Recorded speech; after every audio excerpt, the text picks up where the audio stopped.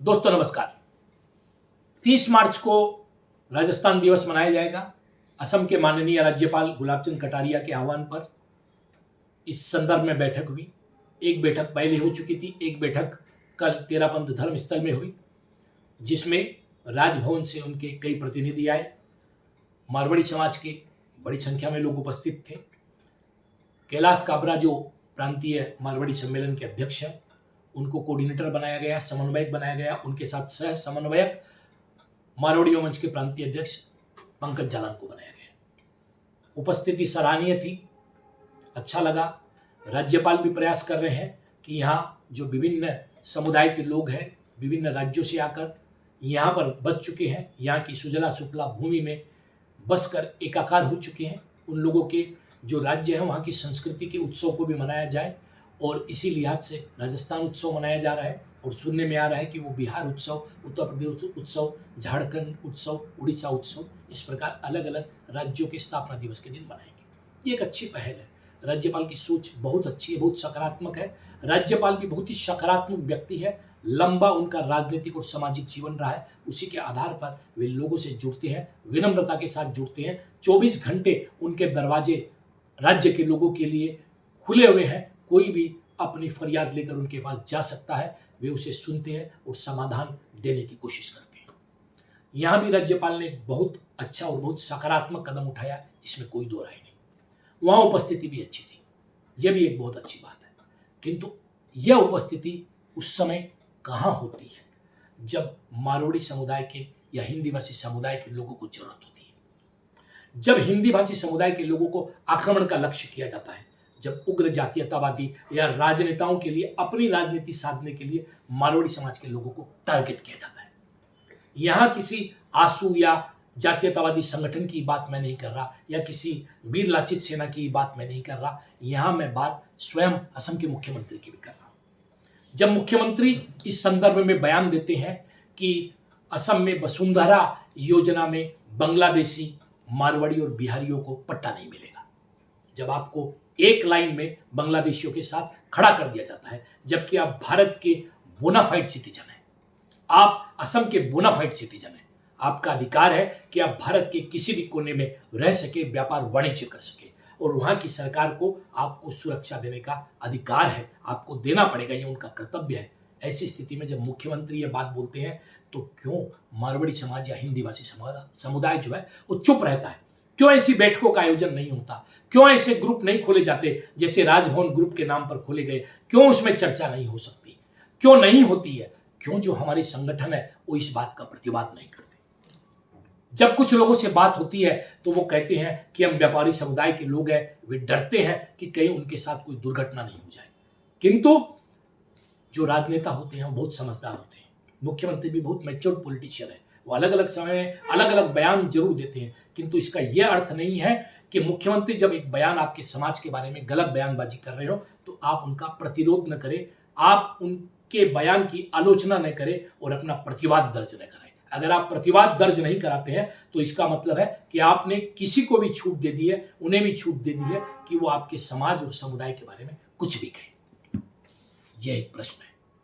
केवल बात यहीं तक सीमित नहीं है।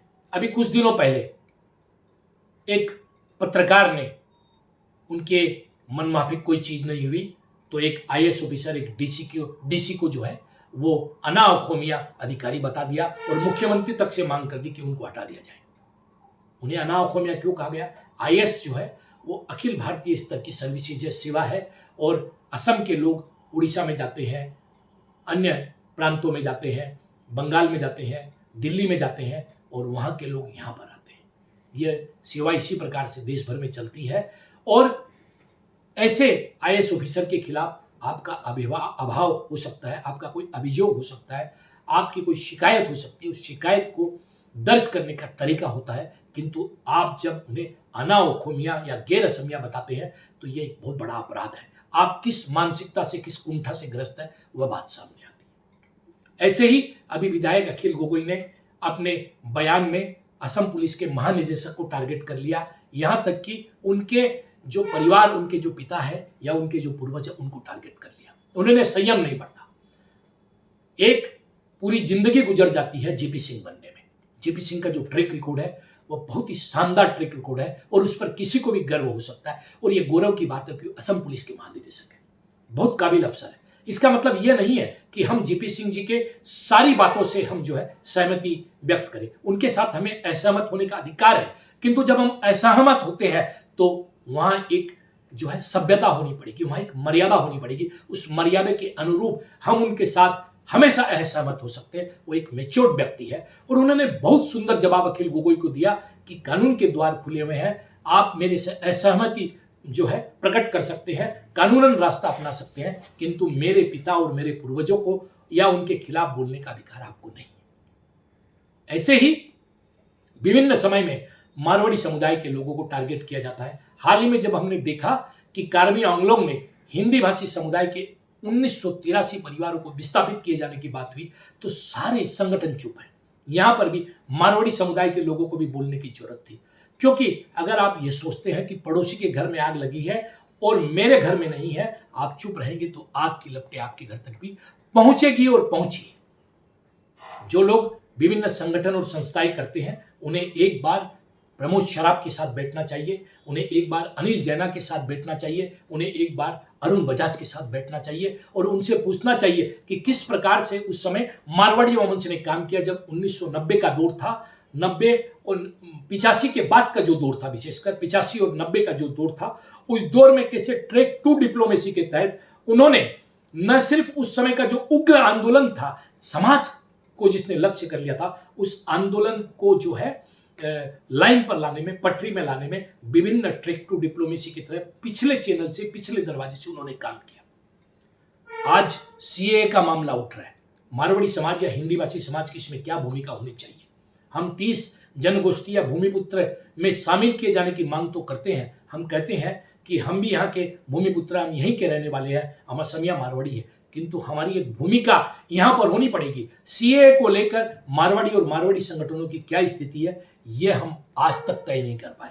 ये अलग बात है कि एक रिचुअल एक बन जाता है कि आंसू के लोग हमें बुलाते हैं तो हम अपना एक बैनर और झंडा लेकर पिछले का के आंदोलन में, पिछले सीए के आंदोलन में शामिल हो गए, किंतु उसके बाद हमारे जितने क्रियाकलाप है, इस वक्त हमारे क्रियाकलाप सारे के सारे एक पॉलिटिकल पार्टी को सपोर्ट करते हुए नजर आ रहे हैं। जब कांग्रेस की सरकार थी तो हमारे क्रियाकलाप उस पॉलिटिकल पार्टी को सपोर्ट करते हुए नजर आ रहे थे, किंतु पॉलिटिकल पार्टी को सपोर्ट करने से यहाँ की जनभावना को सपोर्ट करना नहीं होता है, यहाँ के आम लोगों को, यहाँ के जो खिलंजी या भूमिपुत्र, उनको समर्थन करना नहीं होता। इसके बारे में हमें निश्चित एक रणनीति बनाने की जरूरत है, जिस रणनीति की कमी दिखती है। और मैं कभी भी किसी ऐसे ग्रुप को बनते हुए नहीं देखता हूं जिन ग्रुपों में इन मुद्दों पर डिस्कशन होता है। आप अनिल जैना को पूछिए, आप अरुण बजाज को पूछिए, आप प्रमोद शराब को पूछिए, या उस समय का जो मंच का नेतृत्व था उनको पूछिए कि कैसे जब असम आंदोलन हुआ, उस असम आंदोलन में मारवाड़ी युवा मंच ने एक सक्रिय भूमिका निभाई। जो विदेशी खेदो आंदोलन था, जिसे बाद में बहिरागत बनाने की कोशिश हुई, उस बहिरागत बनाए हुए आंदोलन को फिर से ट्रैक पर लाकर विदेशी खेदो आंदोलन कैसे उसे बनाया गया, यह सब बहुत बड़े प्रश्न है, बहुत बड़े मुद्दे हैं। किंतु जब तक केवल हम राजनेताओं को सटने के लिए, उनके कार्यक्रमों में शामिल होने के लिए ग्रुप बनाएंगे, हम अपने आप को राजनेताओं के साथ बैठाकर बड़ा आदमी समझेंगे या बड़ा आदमी बनाने की कोशिश करेंगे, तब तक समाज के मुद्दे ऐसे ही गौण रहेंगे, समाज के स्वार्थ ऐसे ही गौण रहेंगे। तब तक आपके समाज पर अटैक होगा, तब तक आपको नीचा दिखाए जाने की कोशिश होगी, तब तक आपको अनावखम या बहिरागत, गैर असमिया या अन्य विभिन्न गालियों से सुशोभित किया जाता रहेगा। तो यह कब होगा पता नहीं। राज्यपाल जी ने बहुत अच्छी शुरुआत की है, एक ग्रुप बनाया है। मेरा मानना है कि यह ग्रुप इस कार्यक्रम के बाद भी बना रहे, यह ग्रुप बना रहे और इस ग्रुप में राज्य के ज्वलंत मुद्दों पर चर्चा हो। इस ग्रुप में जब भी राज्य में किसी हिंदी भाषी के ऊपर में गलत तरीके से अटैक किया जाए, प्रहार किया जाए, उस मुद्दे पर चर्चा हो, एक समाधान खोजने की जो है उसमें जिज्ञासा हो, एक समाधान खोजा जाना चाहिए और उस समाधान की तरफ आगे बढ़ना चाहिए।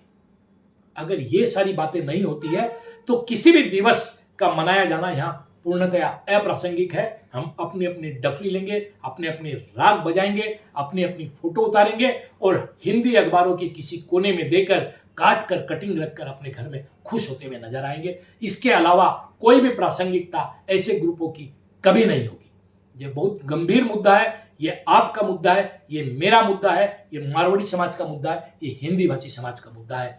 देखते रहिए नॉर्थ ईस्ट तक, सब्सक्राइब करना न भूले। वंदे मातरम, भारत माता की जय, जय आयोग।